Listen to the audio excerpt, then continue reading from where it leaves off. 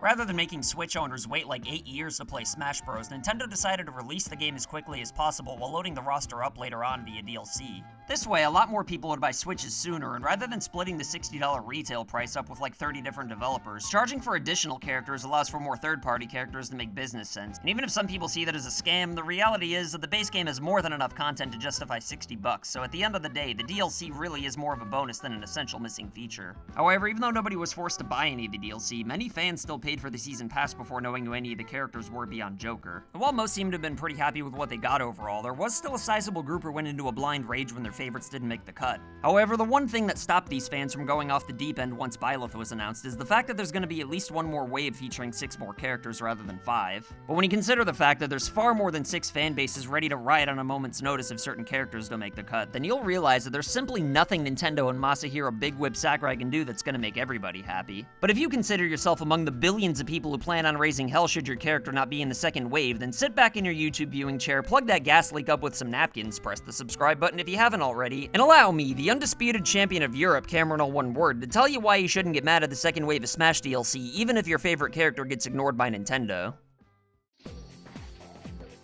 Alright, so I guess the best place to begin here is to reiterate just how loaded Smash Ultimate is, even without any DLC. I mean, there's friggin' 76 characters from 32 different franchises, and outside of the characters you could actually play as, there's damn near 200 franchises involved in total. And I know it's the tagline and all that, but that really does make Smash Ultimate the biggest crossover in video game history by a country assload. So for the rest of the video, just keep in mind that if you're gonna claim that the base game's lacking in any way, then you've also gotta say the same thing about every other fighting game as well. Or really just any other game in general.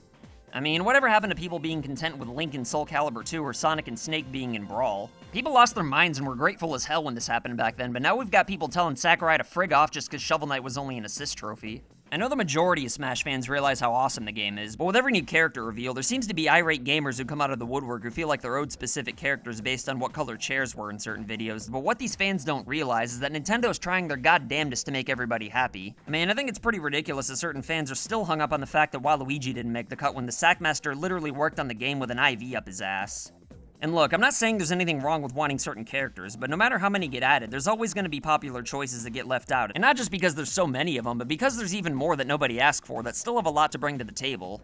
I mean, yeah, it's great for Nintendo to keep longtime fans happy by bending over backwards to add certain characters like Banjo and Kazooie, whose entire fan base is probably already playing Smash anyway. But while it is important not to neglect the existing fan base, Nintendo would be dumb to not try to use the DLC to bring entirely new fans to the franchise. And even if that steams your clams a little bit, then just keep in mind that the more popular Smash becomes, and the more money the series is going to make, which means a bigger budget for future entries, which of course could lead to more third-party characters.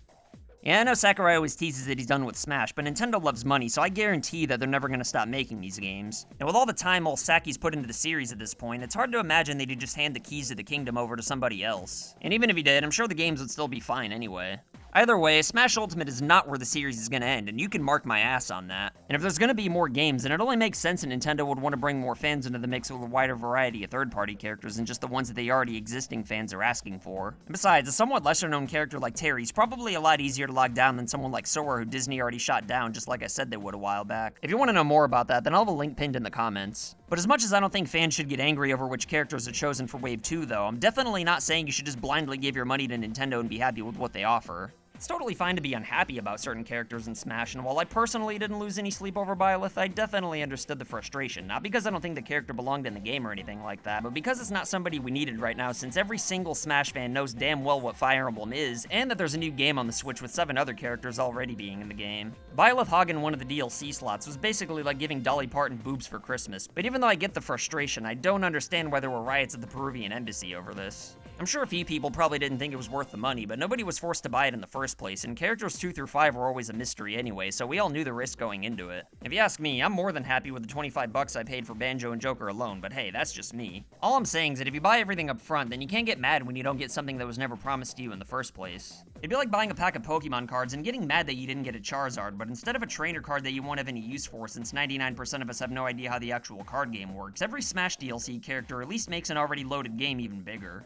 So even if you're holding out hope that your favorite character makes it in the next wave, then just keep in mind that you're not guaranteed to get what you want just because you bought a season pass, which is a fact that Sakurai flat out repeated in the most recent Smash presentation. There's nothing wrong with hating certain characters, but if you really want to protest them, then it's always best to speak with your wallet instead of giving all your money up front.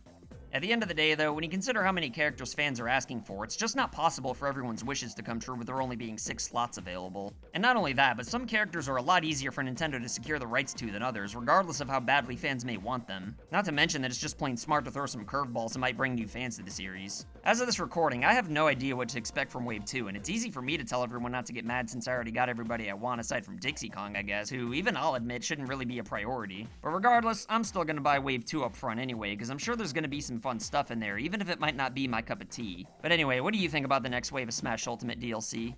Let me know which characters you want to see in the poll in the upper right hand corner, and comment down below whether or not you're gonna riot if Nintendo ignores your wishes, and as always, I'll try my goddamnedest to respond to everybody. But let me tell you, if there's 2 characters who I'll certainly riot over not being in Wave 2, then it'll definitely be today's Patrons of the Day, John Polish Impossible to Say and the Vidya Bros.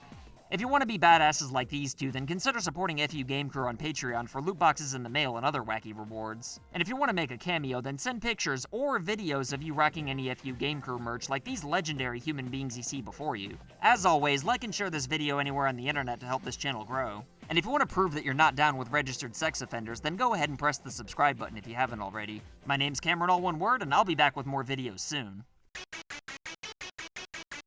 So I want to say thank you to your loyalty, thank you for your support.